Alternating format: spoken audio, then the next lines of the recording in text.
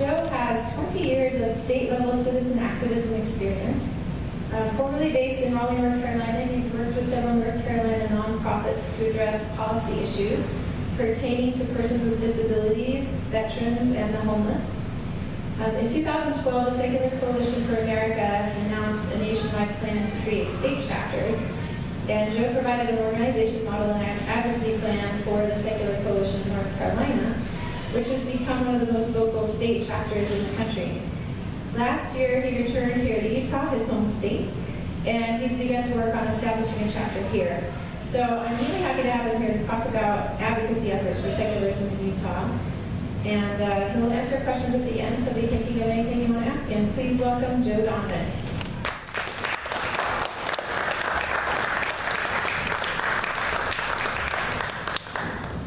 Okay, thank you.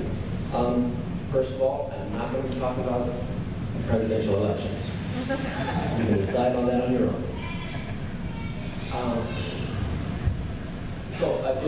My issue here right now is really talking about the Secular Coalition for America and the effort to create a state chapter.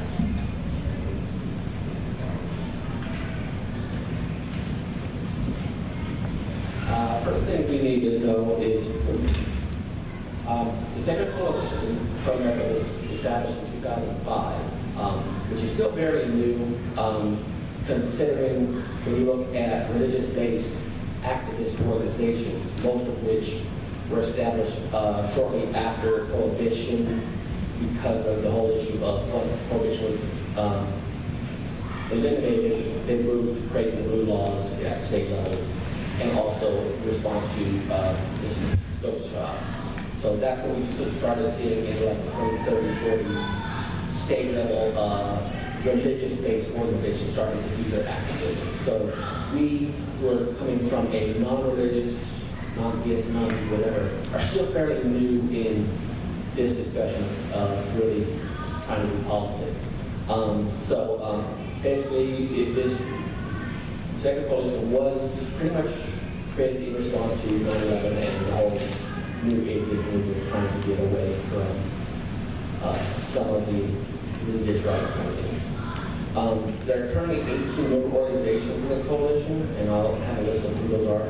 And then there's the effort to create the state chapters, and I'll talk some more about that. The mission of the Secular Coalition of America, as you see here, is to increase the visibility of and respect for non-theistic viewpoints in the United States, and protect and strengthen the secular character of our government and the best guarantee for all.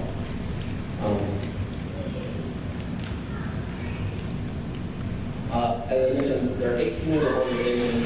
Some of them are pretty well known if you've been involved in different movements. You've got American Atheists, American Humanist Association, Freedom of Religion Foundation are probably the biggest organizations. But you also have the military socialist careers, free thinkers, which are basically based on military-based and black non-believers. So you've got more. And some of these organizations have been around for 70, 80 years. Some of them are only maybe about 5 years old. So you see a large part of the whole movement across the country about the organizing. And then basically they addressed 7 different key areas of where the policies are. I'll go through all of them. Military and international, I don't have a slide for because it's kind of unique. International, of course, is more relating to our relationships with countries that might have blasphemy laws or things like that, and really aren't kind of a state level kind of policy issue. And military is very specific about kind of the policies taking place in military with basic measures deciding that everyone should be a Christian when everyone isn't kind of things. Oops, not too far. Okay, health and safety are they're really split into several different medical professionals. This is the conscience law. This is pharmacists saying, well, I'm not going to sell you contraceptives or other kinds of things that the medical professions have decided that because I'm the expert and I have my views, I can do that. Then there's the religious employer issue, which is obviously the Hobby Lobby thing where an employer decides that because we're a religious company, we can make demands on our employees. And so there's so issues around those kinds of laws are being addressed. Probably one of the biggest and at least personally, my opinion, is the religious child abuse. And that's where you've got child care centers who, if they're religious, they have exemptions for who can be staff with qualifications and also whether or not they can use corporal punishment or things like that. So there's usually in most states there is some kind of exemption that if you're a religious child care center, you don't have to follow the same kind of requirements that other child care centers do. So that's a major policy issue. And again, you've got issues like the faith healing, and definitely in certain states, I know Idaho big time is got one where pretty much they allow parents to, abuse their children because of religion. And of course, again, the clergy child abuse, we've all heard about the Catholic Church and people not coming together.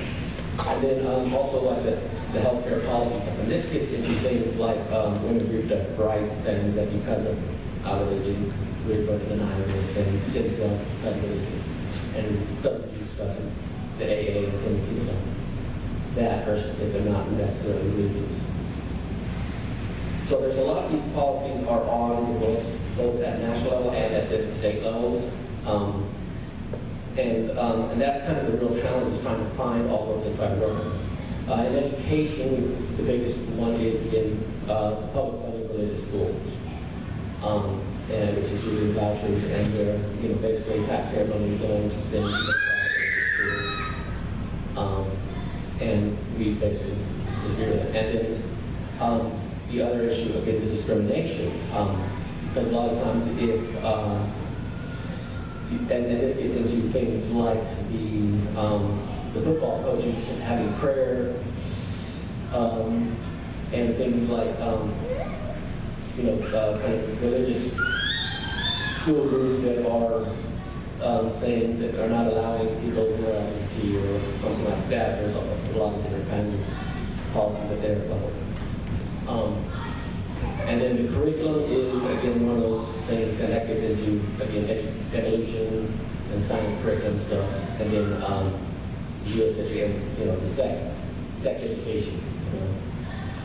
And then religious coercion, that gets into, again, prayer, teaching that and pledge allegiance and all that kind of stuff. So there's a lot of stuff, really, if you spend time looking in state statutes, which have a lot of these things that, again, go back to the 30s and 40s that were stuck into state laws that no one has come back and looked at and said, hey, wait a second, why was this added there in the first place and why should we still be there? And that's one of the biggest reasons for trying to create state chapters. Discrimination is one of our big issues, and this really gets into, again, the LGBT rights stuff, even though the Supreme Court has supported civil same-sex marriage, there's still plenty of other LGBT rights issues out there. And then employment discrimination, which is, can be, especially when you've got organizations like some faith-based initiatives which will do things like help people who maybe got homeless and are trying to get back in the work field. But what will happen is you have to go through our class, and our class is a faith-based religious organization, and at which point then that organization will then send in send your information up to an employer and kind of overriding that kind of non-discrimination thing that, of course, where employers can't hire discrimination hiring. Again,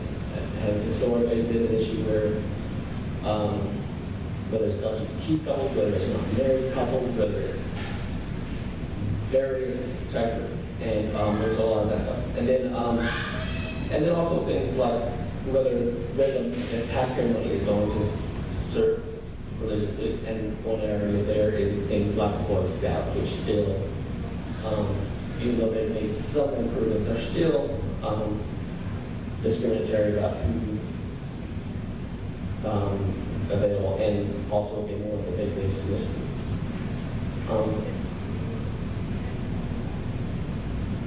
Tax policy and government action. This is probably where we stand different than other organizations like ACLU, Americans United for the Separation of Church and State, because we basically want churches to pay the property taxes.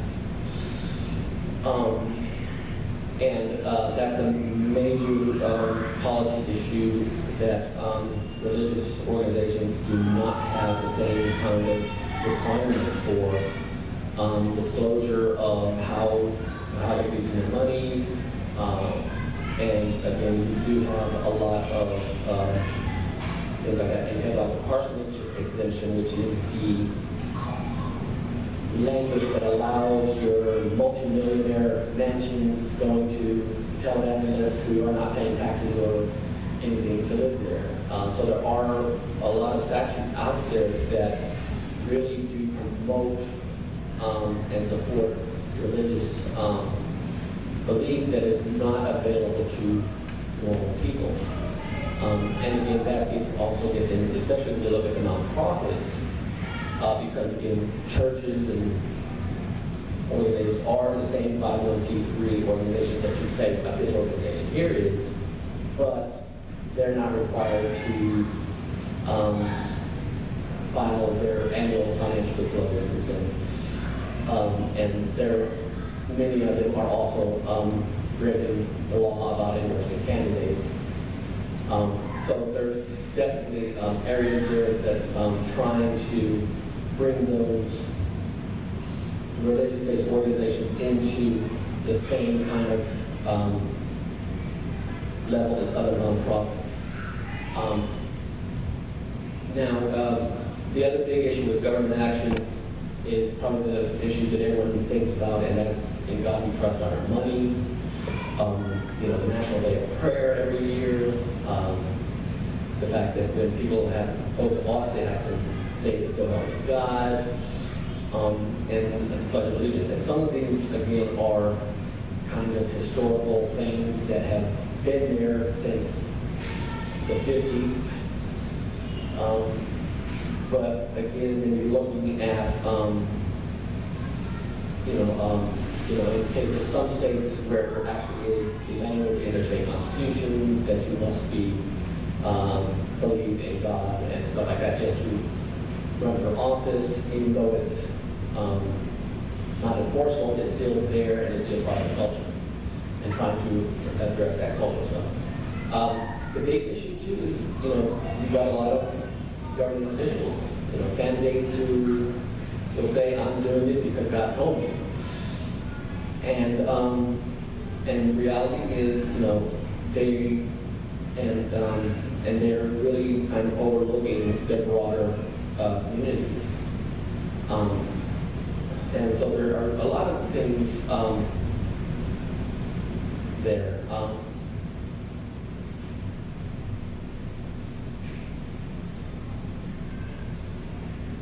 Now comes the idea of state chapter. As I mentioned, in 2012, the Secular Coalition decided they wanted to create state chapters, and that's been a huge undertaking because, again, you've got 50 states, and each state has its own demographics and geographics and cultural personality kind of issues. And so, one by one, they're doing that. And so, even though the national office has built the infrastructure to support the 50 states, not all of those state chapters are up and running because it really depends on the volunteer base in that state. But there are plenty of supports, with the website, the action alerts, so to keep people informed. And some states have actually started to do a lot of really impressive things. and really gotten involved in state policy areas. California is probably one of the better organized, and they actually were involved in two bills that were passed this last year. One, again, changing the immunization standards so that you don't have religious exemptions, and then also passing a death of dignity legislation. Iowa was unique in that their leadership actually went around back in primary time and actually went out and videotaped themselves asking each candidate their stance on separation of church and state, and getting them on record. And so that was a really unique and first time thing that has happened. And Texas probably has taken the lead now in that they're the first state to actually create a secular caucus within their state Democratic Party, and actually submitted 3 policy issues which have been accepted in the state platform and got tweaked and not as they were written in the national platform is not the same. So it got tweaked in the national, but they are, and those policies were again things like, again, one was to remove the in the Constitution the reference to must believe in God to run for office. Okay, thank you. And then issues around the whole issue with reproductive health and the trap laws, which, and again, they did this before the Supreme Court overturned that. And I'm going to move on. Now, the Secular Coalition for Utah is underdeveloped because of, again, part of the challenge is trying to figure out, building a volunteer base of who wants to get involved. There really are 3 areas that we need looking for volunteers for. One is that legislative group who are the ones who will actually take the time from like November to March and follow the legislature and learn how to keep track of bills, be the group who can put together policy positions and send out the action alerts to the rest of the state and to do that kind of thing. And that kind of group, it's a very focused group and it really requires commitment. And it's something that definitely there's people here who'd be really interested in that. I definitely like to talk with them. Social media is the future. We do have the access to Facebook and Twitter, and especially if you're looking to follow state level politics, Twitter is where everything is happening because all the legislators are on Twitter, all the different activists and lobbyists are on Twitter. And so being able to follow Twitter and then trying to take that information and share it to the rest of folks really does do a huge education. Then the long-term planning is a real huge challenge because, again, we know that we're not going to change policies overnight here in Utah. But we need to make sure that we develop some kind of infrastructure so that when we think about, what do we want to look like in 5 years, 10 years, and how we want to make those incremental changes over time, because it really does take an effort to reach people and to build that stuff. And that, I think, is really all I had here because I'm trying to keep it simple. I did have some other things, but I can worry about that later. To find me, there's my name, my email, and my North Carolina cell phone.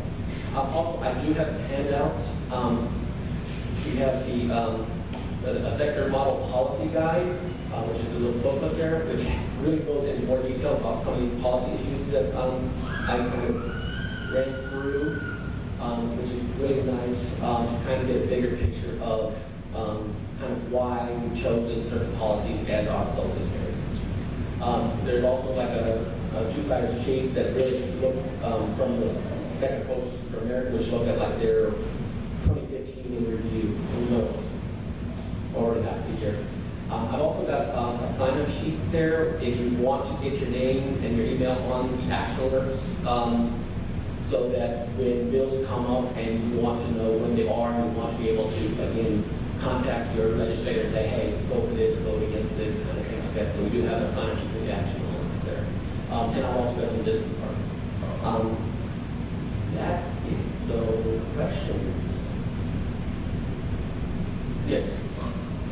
This might be a rhetorical question, but it seems to me that a lot of atheists and secular people are reacting against the word God.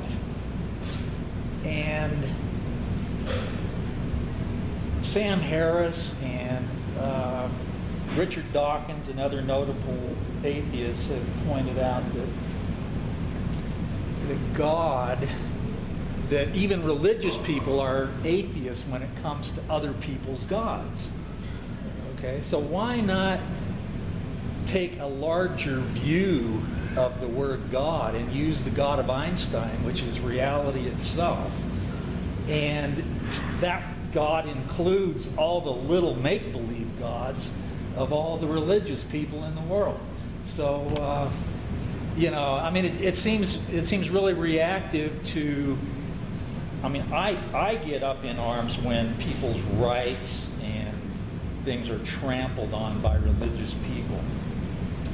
But if you have to sit through an occasional prayer because you're with the majority of religious people, you get no sympathy from me.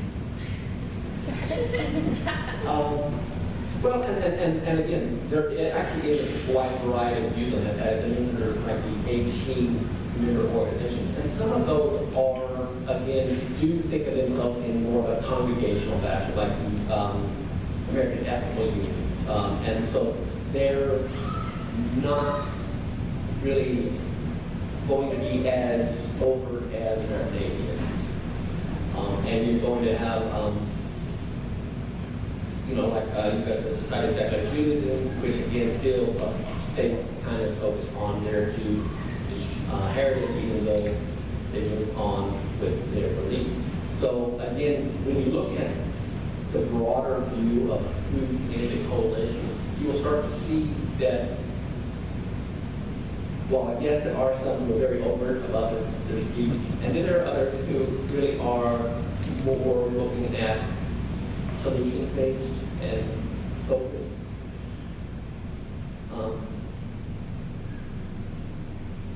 Yes? So in your legislative activities, what laws have you previously passed in different jurisdictions to promote your organization's agenda? Well, I'm still new here in Utah, so we haven't done anything in Utah. In my past, because I spent most of my time dealing with disability rights and a lot of that was, again, issues where we did focus on employment, because a lot of people with disabilities wanted to go back to work. So there was some workforce investment act and things like that were involved.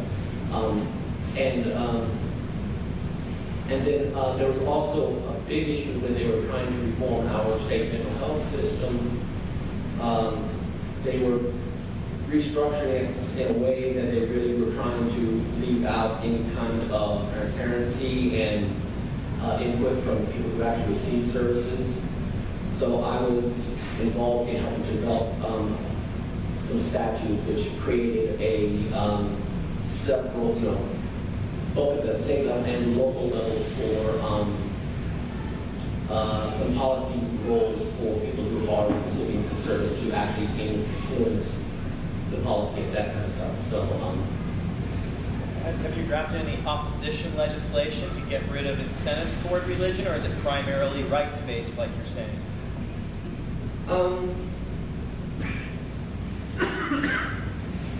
I haven't seen, you know, opposition, especially when we're looking at, especially when we're kind of the newer faith with the secular stuff. It's not there. I think it's more kind of a thing of, because it's a new thing, and the fact that you have these new people coming out and saying, hey, don't do this, a lot of the legislature is like, well, where did you guys come from? So, so there's really a huge educational component that's necessary, especially at local levels for state level legislators, because a lot of them have not heard from this community. And so when this community starts to show up, it's not so much, some will be very defensive, but others will just be confused. Because again, traditionally, most legislators really are looking for compromise. They want to get something passed and get the job done. And so trying to find balance is what they do. And now that you've got this huge population of people involved that they don't know and they don't understand their interests, so there is going to be a huge learning curve for a lot of legislators to recognize just how large of a constituency we represent. Because again, there are definitely movements out there saying that there are only a handful of people that are just going to disappear next year. And but reality is this movement is growing, and as time progresses, all these legislators will learn that this movement is growing, and they are starting to organize, and they are starting to make their positions known. And so you will see, just as you've seen with LGBT community, at one time they weren't taken seriously, but now most people take them seriously, even if they disagree with them. They'll usually recognize that they're existing and they've got their policy issues. Yes. What's the relationship or defining points that separate you from the atheist movement organization itself? How do you guys do? Okay. Well, Second Coalition for America is a 501c4 organization, so it can do lobbying, and that's what it does. That's what it was designed to do, with lobbying. The other organizations are 501c3 organizations, like this here, which are mostly education focused. So the 501c3s are more education, they're more outreach to people, and that kind of stuff. As 501c3, the Second Coalition is specifically about lobbying. And it's specifically about talking to legislators and saying, we need to change this law, we need to change that law. So that's a major difference between this organization and the others. How far do you take your lobbying? Do you go into just removing religion, or do you go into like removing laws that were religious based? So, just a fun example, maybe legalizing not marijuana or something. Just a fun example. Well, no, we haven't taken a position on marijuana because that's one that is really a mix. It really wasn't. There's just an example Yeah. of that. Yeah, exactly. So the really, and that's kind of why we created this our list of issues, so people kind of know where we're focusing on.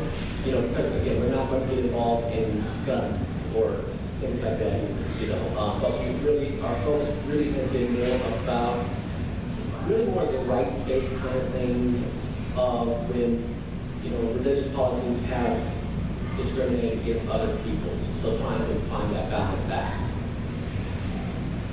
Yes. There's been any discussion about the requirement of schools to post in God we trust inside of the school building in the state of Utah? Excuse me? Has there been any discussion surrounding the requirement for schools to post in God we trust in the school building? I don't know. Okay. They're required to post it. It bothers me.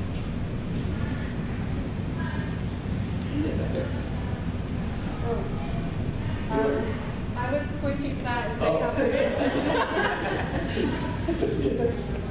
You didn't spend much time on the military, but I'm interested in the chaplain program. It seems to me that they should be secular psychologists first, and if they happen to have a religion and can meet other needs, because everybody has the same grief and psychological adjustment issues, especially young men going into the military. Yes, and that is a big issue. I actually have a veteran. So, one of the big challenges that people don't know is psychologists actually have to report back to basic management. So psychologists who serve our enforcement don't have the same requirement to keep their conversation private. And the thing with the chaplains is chaplains don't have to report what's told. So yeah, one of the big issues, again, on the national is there has been this push to create humanist chaplains, and also to educate chaplains on, the broader non-gay. Because one of the biggest problems you'll see is when you look at who the chaplains are, a large and overly well-known large population of the chaplains in the military are in that evangelical Protestant framework. And so you do have others who have other religious beliefs are not as well represented by chaplains who have their beliefs. And there's going to be more debate on that, but one of our big issues at the national level is, again, trying to get humanist chaplains created, and there's been some opposition to that from some of the traditional chaplain organizations. Of course. Oh, yes, no. Here in North Carolina, Utah, so that's out of Ryan, Transit Fire Company.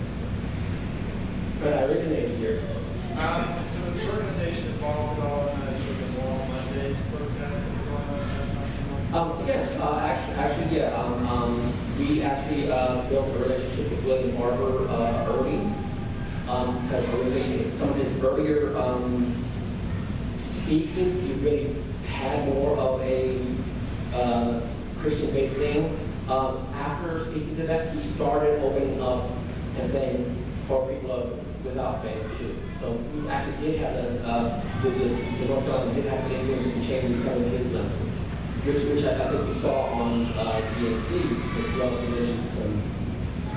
So this group actually did this North Carolina did work with him. Oh. Other than building the organization, what's the focus of this organization in Utah right now? Really, it's going to become really just monitoring and working for changing legislation here.